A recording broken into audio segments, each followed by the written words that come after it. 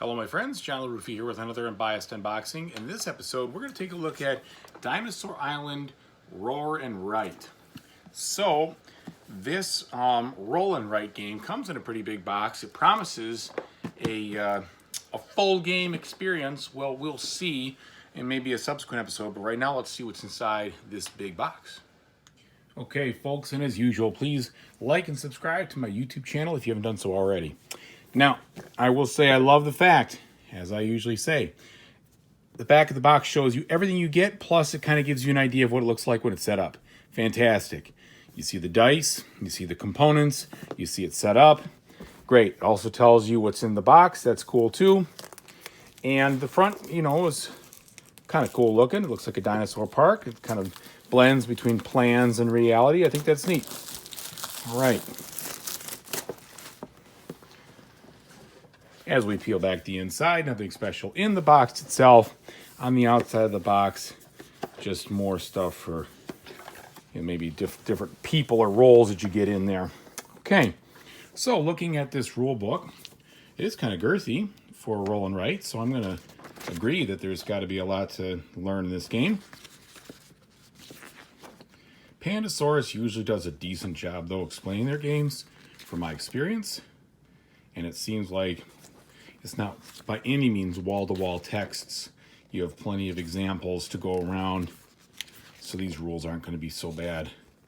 Tells you what you're doing. There's your first phase, your take actions, your cleanup, and then probably the mechanics of everything that goes, running parks, making dinosaurs, dinosaur tours, excitement, death toll, disasters.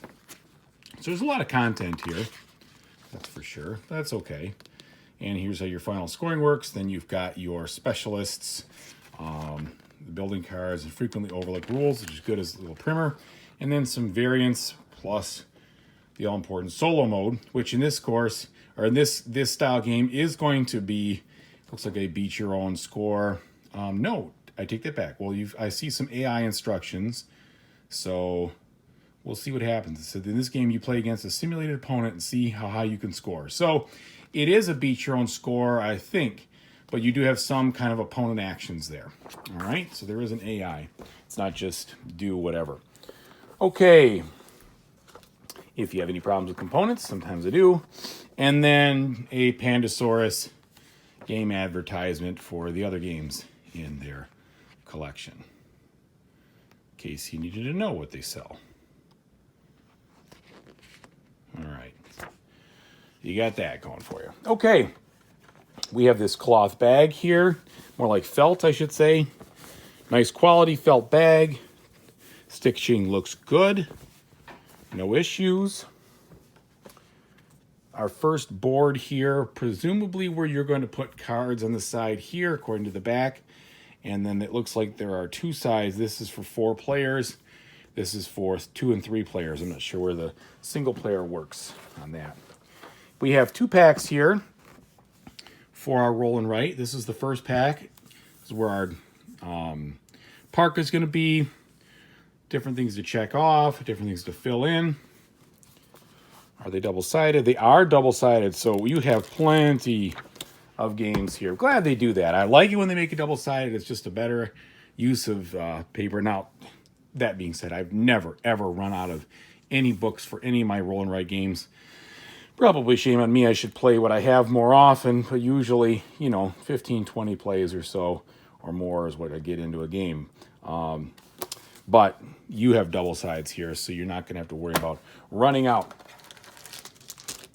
Okay, we have this, what's probably a first player token, pre-punched out. It's the old amber sample with our mosquito in there, with dinosaur blood, most likely. A single cube here. So those were kind of floating in the box. Don't know if I love floating in the box, but that's what they were. And then our dice. Now these are big dice, and you can see through them, and I understand thematically why that makes sense. They're the amber of the whole theme of, the DNA inside of them.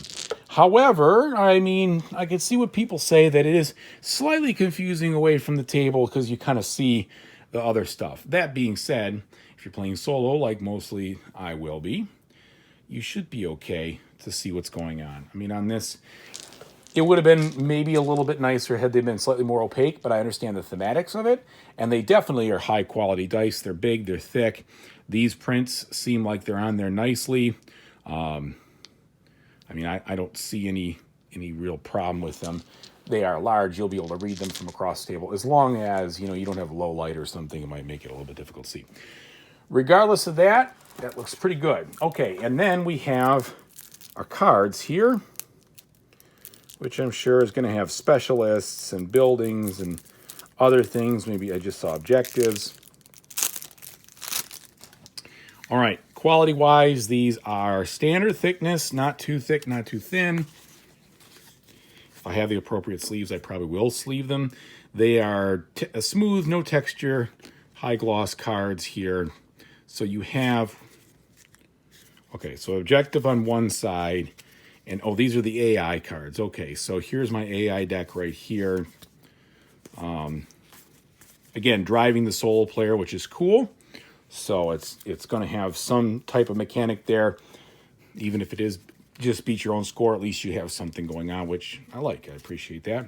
Then we have what looks like the different types of structures, the different types of buildings. Okay. A casino, because who wants...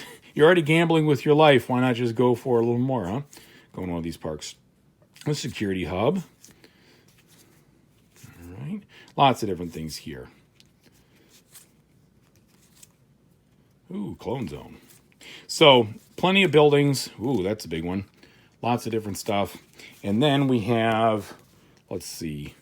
Well, these are different people. Maybe that's a mascot, a jack of all trades, the chaos theorist, etc.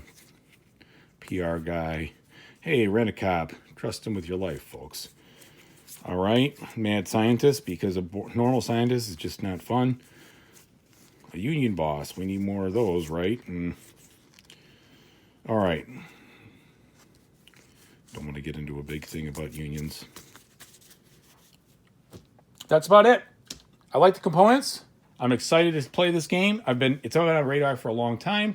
So hopefully it lives up to my expectations. So thank you very much, everybody, for watching. I really appreciate it. Whatever you do play in the future, whatever game it is, I hope you have a great time doing it. Thank you very much, and take it easy.